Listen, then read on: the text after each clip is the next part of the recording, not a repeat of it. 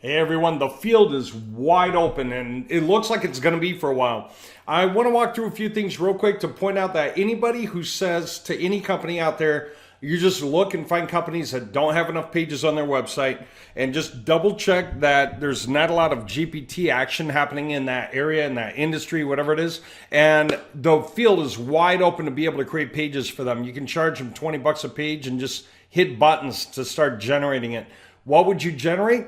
A bunch of topical authority pages for their website that just fills in gaps, fills in the content gaps with non-overlapping topics, and it's just structured content for the website.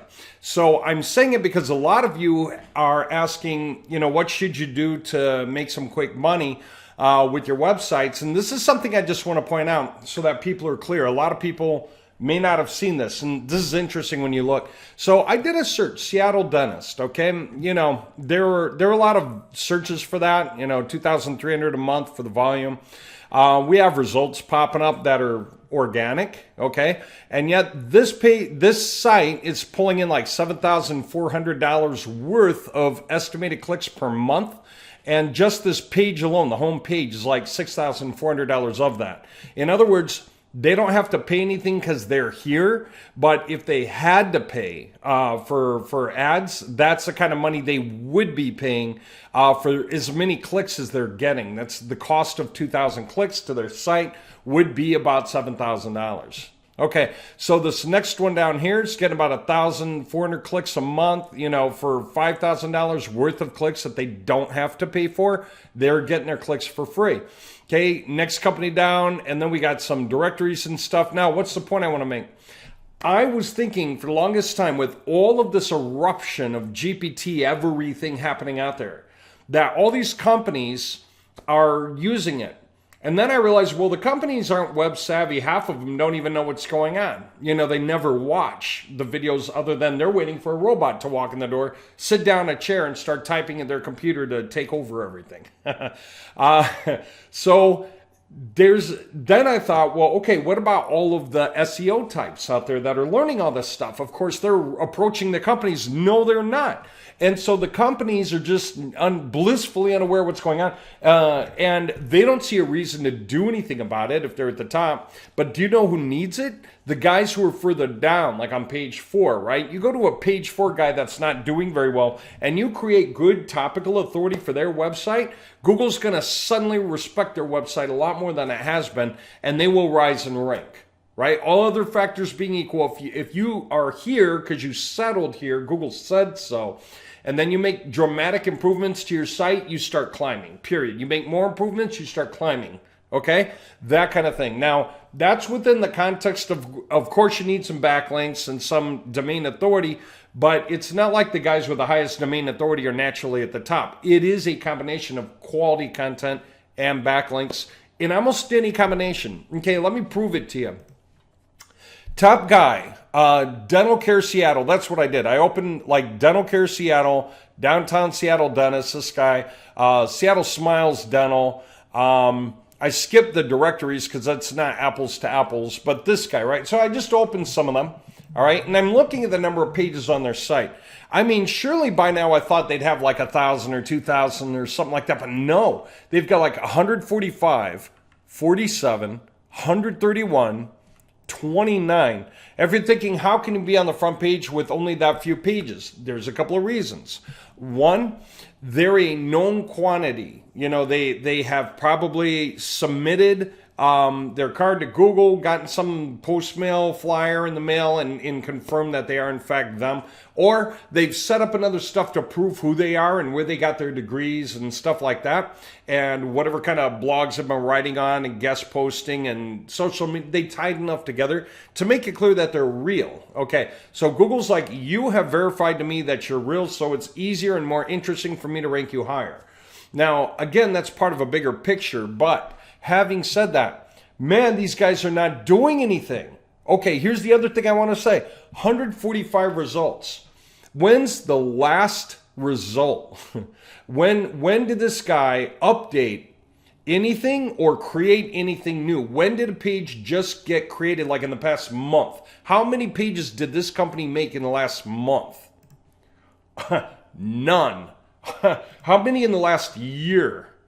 Okay, they've made some. 1, 2, 3, 4, 6. Like one page every other month? Really? That's it? What about the next company, okay?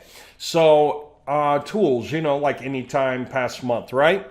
And the past year, I mean, I could do this all day long, right? You're going to find that most of these guys, nothing for the past month at all. And that's surprising to me because it's the past month that's been GPT's best month.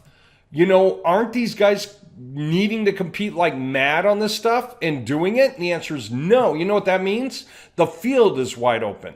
I went to Orlando Roofing now just to show you it's not one industry. Let me try another industry here. Tool, it's only 49 results for the top guy.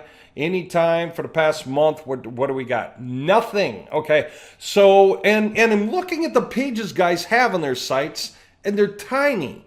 I mean, cool and all, but this is not a lot of stuff that this guy's got going on. It's really not a lot. So whatever Google considers to be their niche, it'd be so easy to knock them off the top spots if you come in with a better site, right? This is the kind of stuff that's going on. Here's JannyRoofing.com. They're doing really a lot out there on the whole. They're getting like $62,000 worth of click traffic, but they operate in more areas than Orlando. And if you look at the number of pages they have for Orlando per se, it's just 3. Okay? And again, I want to see this real quick because I don't know. Anytime the past month, how many? 1, a financing disclaimer. 6 days ago that got indexed, right? The past year, how many? Okay, some. Okay, like a page a month is it, okay? So anyway, they got 409 results, Universal Roof. What about them? Anytime, let's say the past month. 2, and one of them celebrating 20 years of service. That's it, okay? It's not even really a pitch page. It's just, hey, we've been around a while. You can trust us page, right? That's it.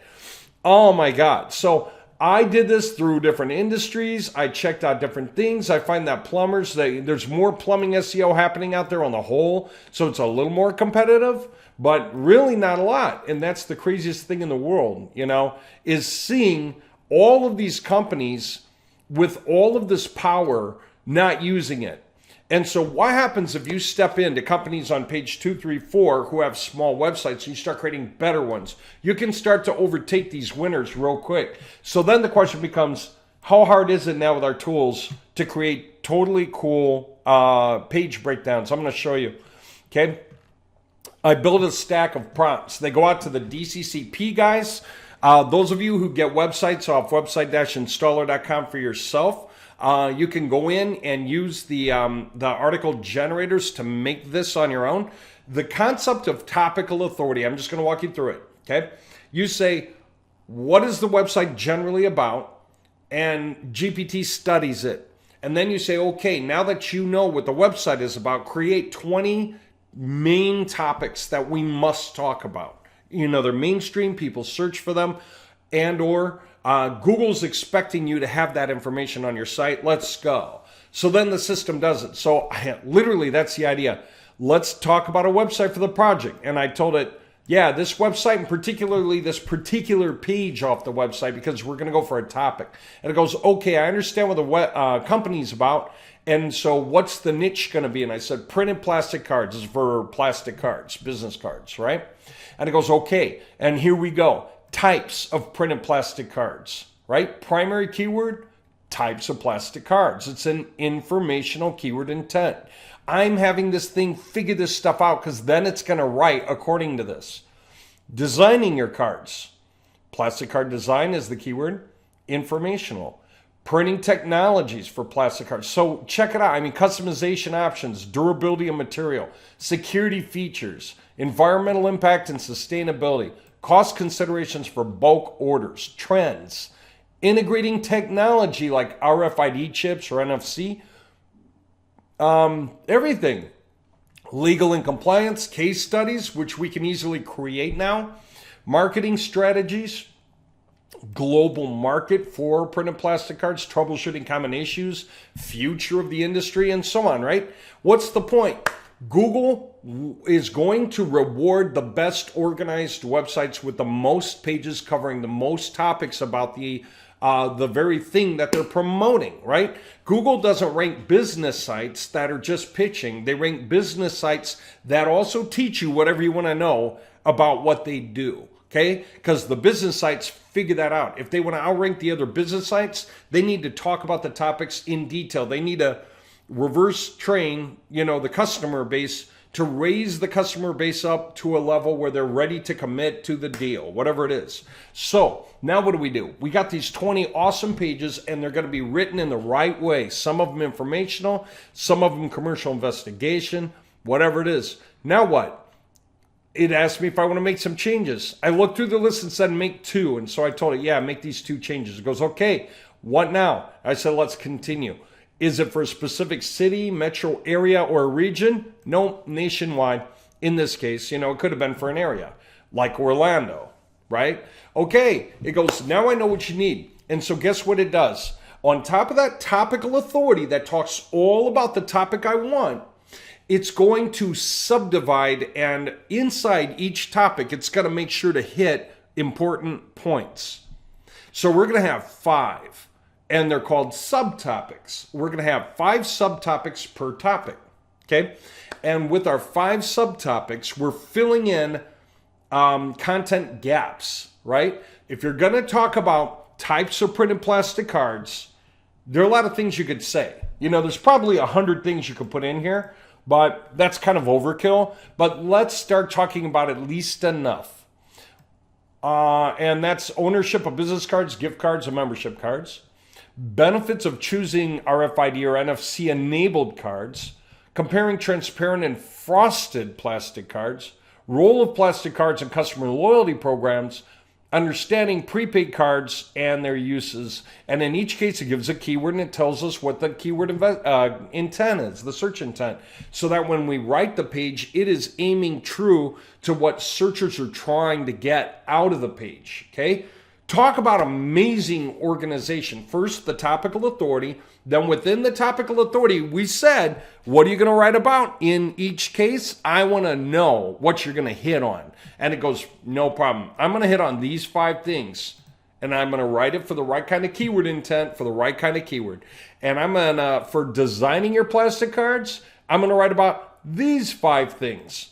Even when you talk about designing your plastic cards, using color psychology in plastic card design. Tips for creating visually appealing loyalty cards.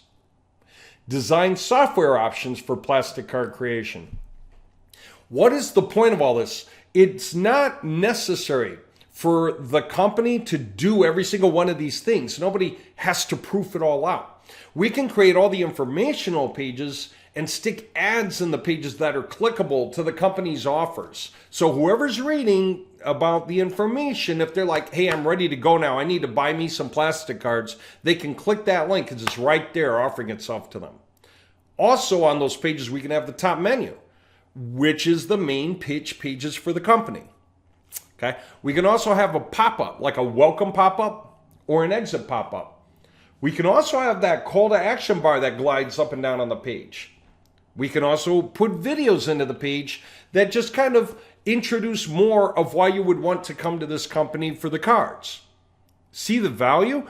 But the fact that we talk about all these topics and fill in all these niches, whoever's searching for whatever they're searching for, you're going to get hundreds to thousands of people a month on a number of these topics. So this might get a couple of hundred people a month. This might get none. That might get 1,000 a month. This might get 10. This might get 12. Why would you care about a page that gets you none? Because Google thinks you need this page here too, or you are not fully talking about this. Do you get it? It's like what I said. Say you write about the 4 seasons, summer, winter, fall, and spring. But people only search for summer, winter, fall. Nobody looks for spring. Should you include spring? Yes, because there are 4 seasons. Google knows that. Whether anyone searches for spring or not is irrelevant. The fact that your website talks about spring too. Could you imagine in Wikipedia if they talk about summer, winter, and fall, but they don't have a section for spring? Wouldn't that just seem disgusting? It's like, what the heck is going on? How dare you have a huge gaping gap, right, in your topical explanations of everything that we've got here? Okay, I think you get the idea, right?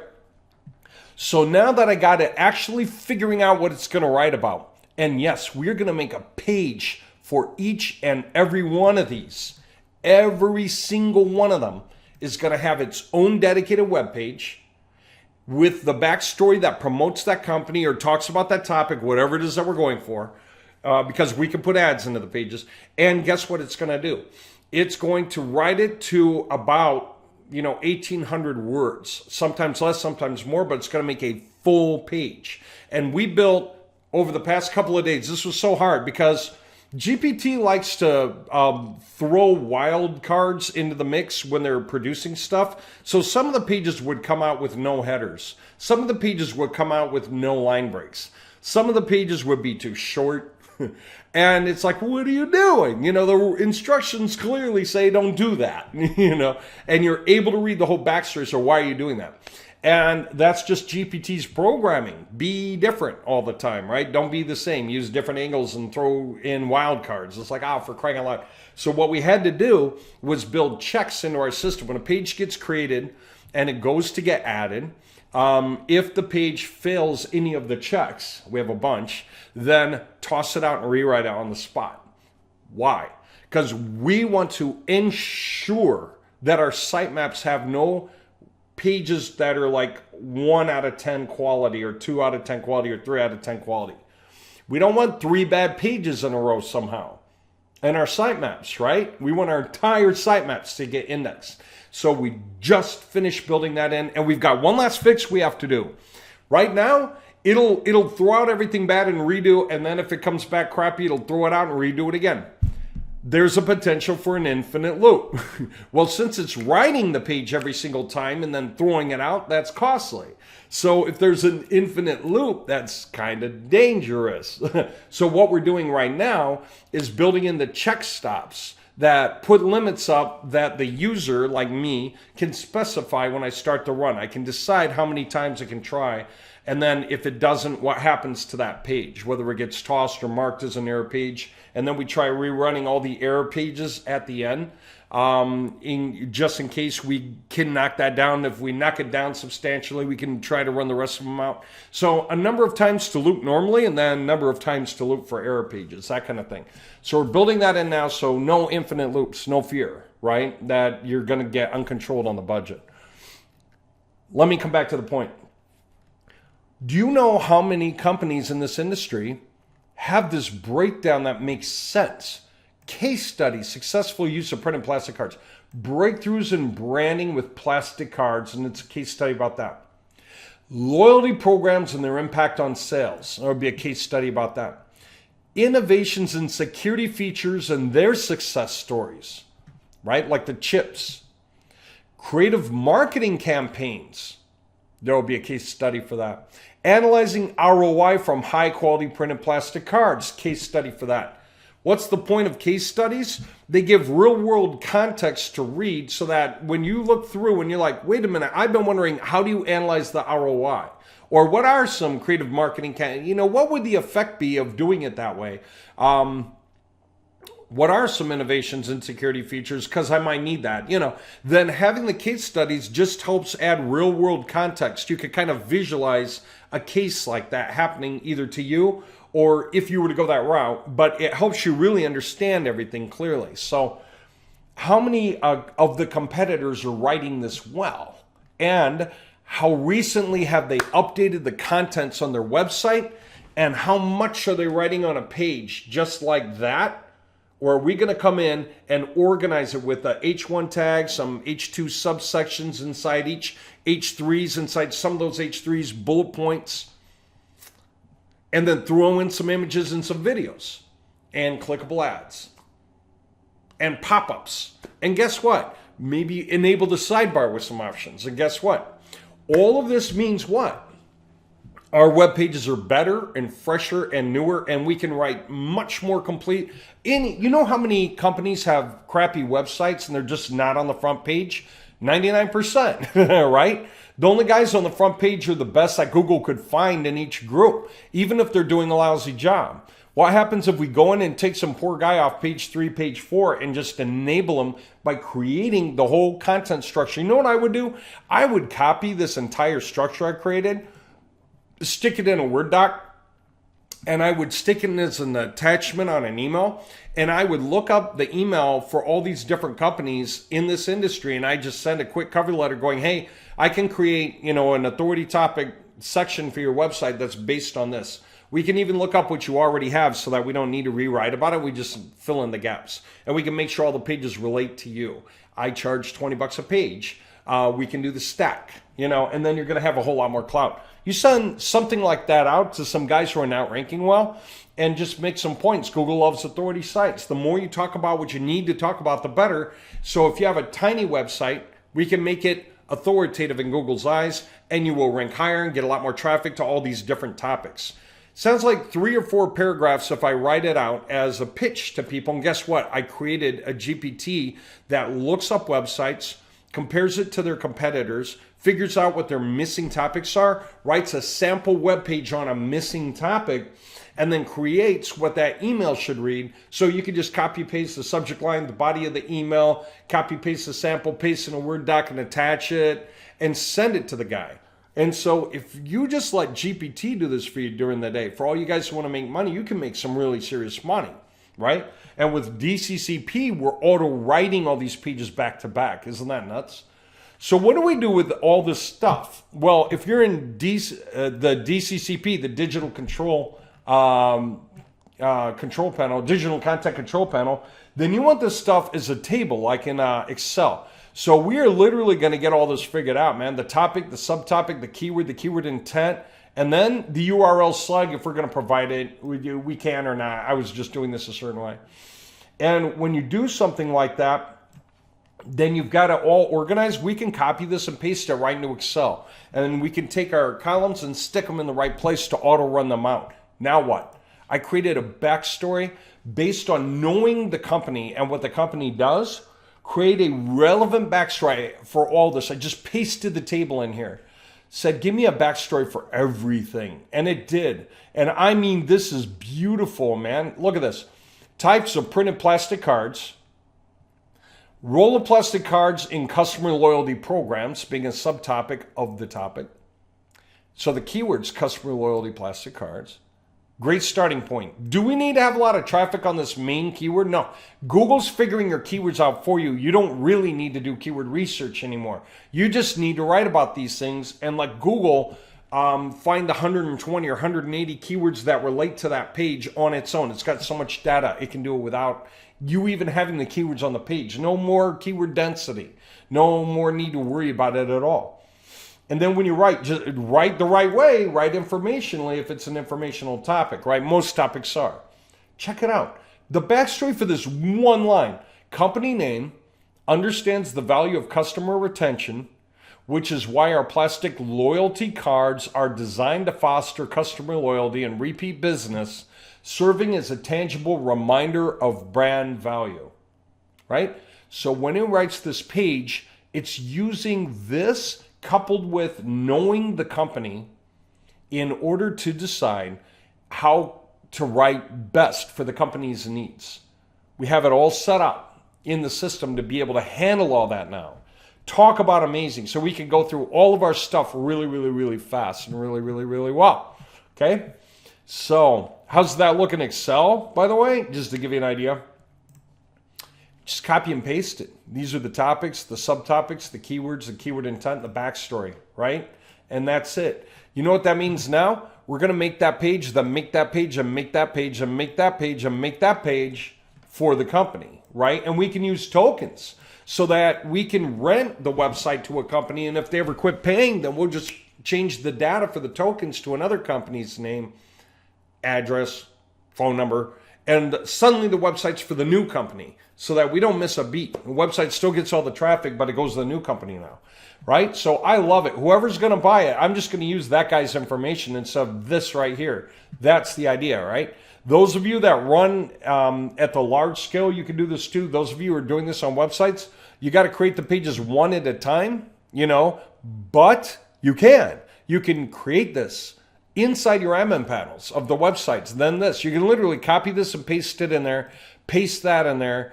You can actually do that as a main topic and then paste all of the related items for that same topic. There it is. So it's these, okay, as subtopics to write about those subtopics. So you can do that to write one page that covers all this stuff. Then you can go back and use this by itself and make a standing page for this with all of its own subtopics, and then make a page for that. You can do all this inside the admin panel. It's crazy, but it works. And so this right here is the structure of filling in websites to make them dramatically more competitive than their competitors and taking care of all those content needs. Isn't that cool? I mean, literally, what you're selling is the topics being written in a way that the company loves, and its Topical Authority fills in the content gaps, non-overlapping topics. You don't have two different pages pointing at the same basic keyword concept, which Google doesn't like anymore. In other words, if you have a page about Seattle dentist, do not also have another page about dentist in Seattle. Google wants that to be one page, not two. One. So we write the one page, and then any other page that we write about are non-overlapping topics. And we write in a way that the tone is human, and it actually models the tone off the original website it's studied to maintain the tone of the website, unless we override it by saying use a professional, engaging tone or an informal, convincing tone or whatever it is that we want. So all the stuff is simple. It's neat because now we basically hit some buttons, fill in some data, say go, and let it create. And then we say proceed. That looks good. Here's some minor changes. Then proceed. And then it continues. And then we just say now convert it to a table. Brrr, and then we say make a backstory for each row. Brrr, and then, using the company's info, what you know about the company, create a backstory for each row. And then we paste it all into Excel. And then we transfer it to an actual workable file. Like for DCCP, your files look like this, really. And when you paste this stuff in there and fill in the rest of the data, then you're just able to take off and do this bit. There's not much left. This, that, and process it or not, and the keyword intent. And then there's just the other tab with its own stuff, and then boom.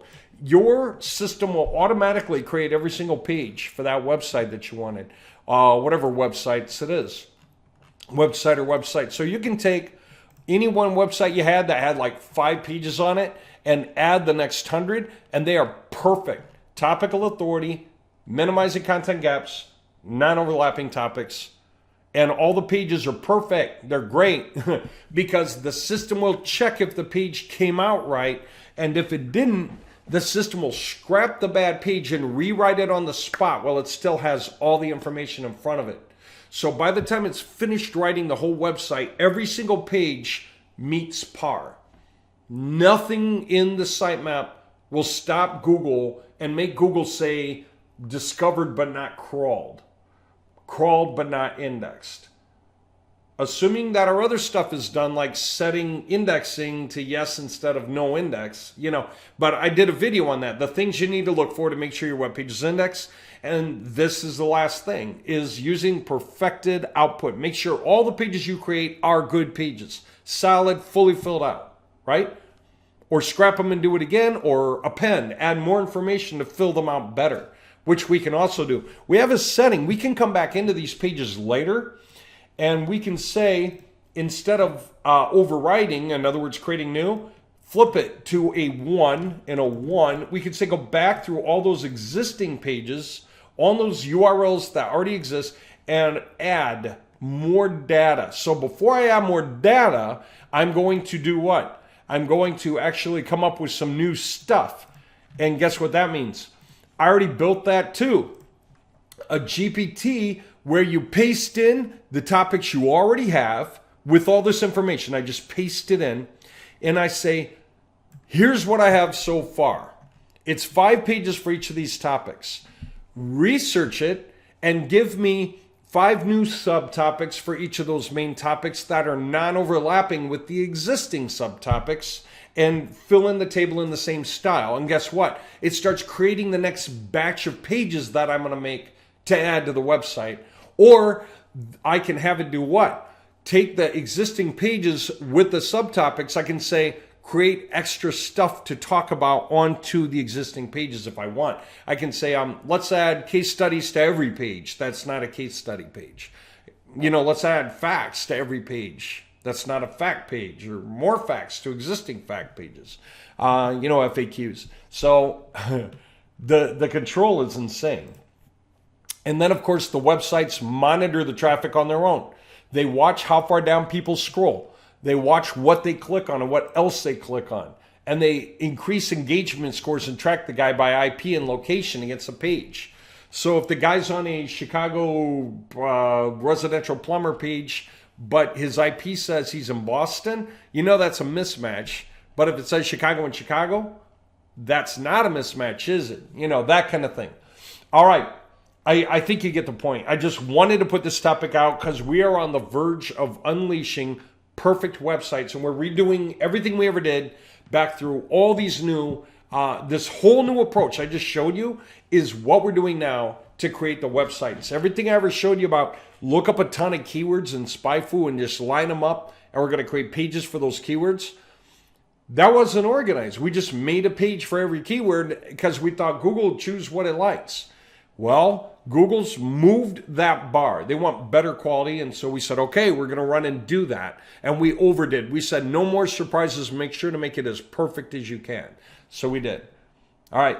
For all you guys who have the DCCP, all of the GPTs that I've made, all these prompts that allow you to auto-generate all these pages for anything you want, are in there. They're in the video series. On the video that's talking about your OpenAI keys, and in there, in the description of that video, are all those prompts, right? They're for DCCP guys because they lay all this stuff out so that you can use them this way. It's not how you do in the admin panel. In the admin panel, you just go in there and start generating pages, right? Article generation, and you use the format it gives you, and you just follow through that format to keep making the rest of your stuff, right? So you do it one page at a time manually inside the admin panel. In the DCCP, once you get this done, you can upload it and walk away and let your websites write themselves all day, all night, and you don't have to worry about infinite loops costing you too much money or anything like that. Okay, it'll be well within your budget because it's cheap to produce a page and throw it away and produce it again and throw it away and then finally get it right. That's still pretty cheap. Okay, so having said that, oh, and a word to the wise. Don't generate the images when you're generating the pages because you get charged for the images like DALL-E 3. If you're generating images with it onto the pages, save the image generation until after the website's filled out with the regular pages because that's cheapest. And now that you know that those are the right pages, they're all good. They all pass muster. They all are above bar. Then what? Then say, okay, let's generate images into those. So you're not going to generate the images while you make the pages because every time a page gets thrown out, those images get thrown out too, and that costs you money. Instead, make the contents and then go back and fill them in with images after the fact, right? When you know you've got all the final right pages, so you don't waste any money on that. And I mean, these pages, look at this. I just want to point this out and I'm out of here. Analyzing ROI from high quality printed plastic cards, okay? Unlocking the value, and it goes through, and that's an H2, and it's got H3s right here, and it's got call outs where it needs to be just in the content. So there's an H3, enhancing customer loyalty, boosting brand visibility, ensuring durability and quality. Then it goes on to the next one, maximizing the lifetime value of your plastic cards, building lasting impressions, right? A premium plastic card touches not just the wallet, but also the sensibilities of your customers. It delivers a message of quality and attention to detail that resonates with high standards for those of your services or products, right? A card that maintains its pristine condition over time continues to foster this positive association, turning a simple card into a representation of your brand's lasting value. Heck, it's good to know that before you go buying cheap cards. That's why informational pages exist. People would mess everything up if they didn't know what they were doing. Okay? Encouraging repeat usage, cost-effective quality. Man, we are talking about maximizing the lifetime value of your plastic cards by covering really useful points. Then what? Measuring the impact on business growth. Tracking the utilization, upselling opportunities, cultivating customer retention, and then streamlining operations and reducing waste, and so on. Simplifying the customer transactions is part of it. Minimizing card replacement, again, not cheap cards. Optimizing inventory management. Wow, right? And it goes straight through. Look at this. This is like an 1,800 word page, and it's smart. Now, we just created the print. When the website is finished, and it has like 120 pages on it that are great, okay, then I'll go through and run a separate process that looks and creates the images into the pages. And by the way, for those of you on DCCP, you know how the images are now? Because inside the admin panel, what do? You type what you want the image to be about, or you use the keyword, and the image just focuses on the keyword to decide what to create. So if you want 1, 2, 3, 4, 5 images on the page, you think about that. Now, having said that, in DCCP, when it makes images using DALL-E 3, if you want it to do that, it reads the H1 tag off the page, and as it goes down, it's going to read the H2 tag if it's going to put an image here, okay? And it's going to compare the H2 tag to the H1 tag to make sure it gets the context right. Then it'll produce that image that belongs to this H2 tag. Ooh. So then if it's going down to the next section and the next H2 tag, it's going to compare this to that to get all the context. And then it's going to create the image on the left side. Right side, left side, center. Right side, left side, center. Right side, left side, center. But you get to specify the gaps. How many gaps, how many H2s it should skip before it adds another one. It's a way to control the budget, but if you really want it to make great pages, let it add a bunch of images. Images are fun. When people are reading, images keep people reading. They kind of put a visual to what they're reading as they go along, and they keep you excited. So it's a good thing to do. Totally up to you. You can do some, then you can go back and do more later. So it's totally up to you. You can experiment with it, and you can grow it as you're comfortable within the band of expectation that you have. And yeah, you can charge people for putting extra images in their pages for them just to make the pages more fun to read. How's that for nuts? Okay, we're really just about totally open. Every tool I've ever wanted and everything I ever need to fix anything and everything and blah, blah, blah is done. The only thing now is finishing the maximum number of loops so that I can set it before I walk away and say, try each page a maximum of 4 times. And then whatever's left that fails, keep it as an error and collect all the errors, do all the other pages and then try to do the errors and try them again. And when you run them, maximum 3 times each on the errors. And then when you're done, you're done. And that way you fill in the majority of the pages, and whatever's left just gets saved as never was completed. But that way I can decide to come back and do them again later, right? To fill them in. Or I'll just create new non-overlapping topics and run them, And yeah, we can always download a website. So we can download automatically in the DCCP. You can do this. You can download all of the H1 tags, H2s, and H3 so that you get your perfect topics and subtopics and stuff lined right up so that you can feed that back in to GPT and say, give me more non-overlapping topics. And that way it can do it, and then you can run that out, right? And then you can run images onto those final pages that came out right. And you're never messing up the sitemap. That's the whole point, right? Is that when we do this from now on, right, our sitemaps will be awesome, perfect pages, every single one. Nothing is wrong with them. And so Google will treat them great. That means all the pages, probably, nearly all of them, will get indexed because they're not overlapping. There's no duplication. Everything is straight. And that means all the external links and internal links and backlinks and everything we create across all those pages that did not get indexed before and so didn't work, Now the pages get indexed and they work.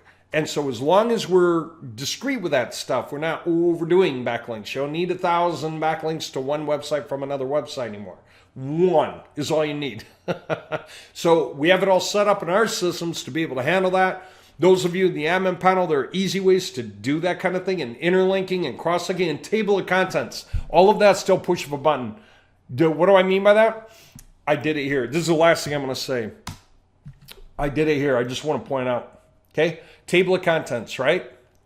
When we create these totally awesome, absolutely amazing pages with organized H2s and H3s that go on through everything, and some of these pages have bullet points, just whatever I was asking for, we get our table of contents. Google wants to see the table of contents. It won't say company name by then. It'll actually be the company name of whatever company buys or rents this project from me, right, is the idea. Or from you, if this is your website. But take a look at this. You know how badly a company wants this once they see it and they realize how beautifully it reads and how it's exactly about their stuff and how they don't have these pages and they need them. And then guess what? We've got links that can go to whatever the other pages are, you know, for the keywords. Does that make sense? Interlinking, all that stuff. And so all of this is beautiful and fills stuff in automatically so you don't have to mess with it. Look at how much content there is of this page, right? Oh, man. And the organization is so simple and so easy, and Google's going to want it. All right. I said a mouthful. I'm going to break off and let you guys digest. Any of you getting into the DCCP, you can let me know. Remember, it's a lot. It's $25K a year, $2,500 a month for the whole big thing that we have with everything. All the tools that we use to do everything is at the bottom of this file here. But what do we say? Those of you who've been emoji, however long you've been emoji, whatever you've bought from us since the dawn of Moji, take all your receipts, add them up, be able to just show me everything you ever got, right? Or guesstimated if you got to come close, because I know most of you, right?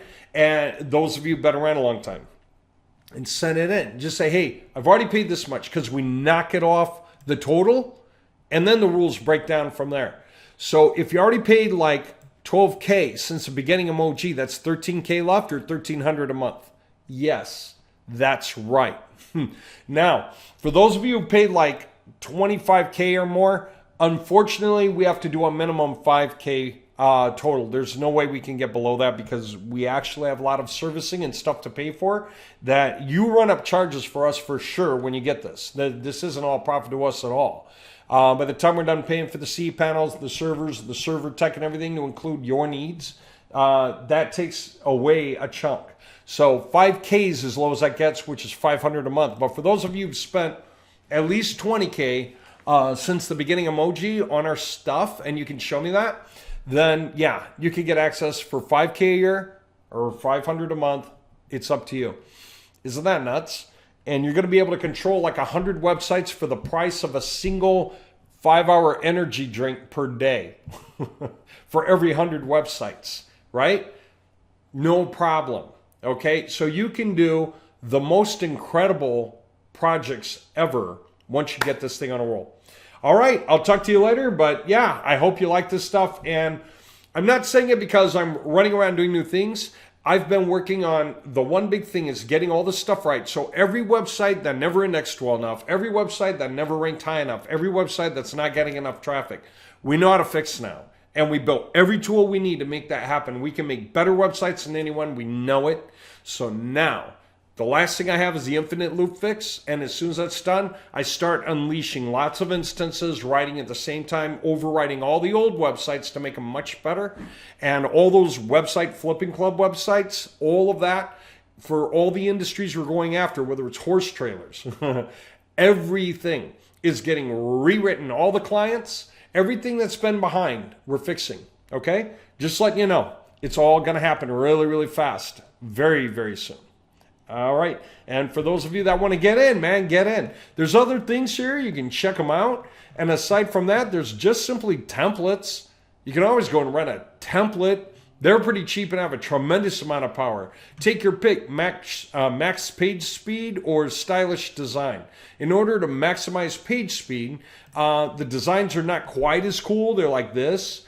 This is just the way they are, but they're fine. And then stylish design's just a little cooler, but you can't max the page speed on it. It's just, the things that make it cooler also make it slower. But it's up to you. What do you want to go for? And just so you know, it's not so important to maximize page speed unless or until you're trying to compete at the upper end, right? You're trying to compete against the biggest guys out there. Then you got to care about max page speed. And what we tell some people is this: get one or more sites that are stylish as your main website that you're just going to make pitch. You're not even going to try to compromise with SEO. You're just going to talk right to humans, dead on. And then what? Then get other websites that act like your affiliates, your referral websites, your subsidiaries, your partner websites. It's like other people, and they are promoting you on their websites. They're saying, hey, if you're looking for this, we got pages to talk all about it. And guess what? You should really talk to this guy. They're great.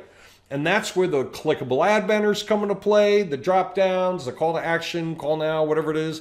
Click here to fill out a form. Click here to schedule an appointment, whatever. And all that stuff is sending them to your site, that stylish one that you're not trying to do SEO on, right? But you want all of the action to come in there from every other website you ever set up. So you have the illusion of diversity out there. Really, all roads lead to Rome. You want that. Okay, you're going to get rich if all your websites follow the topical authority structures, and they don't even have to be the same structure.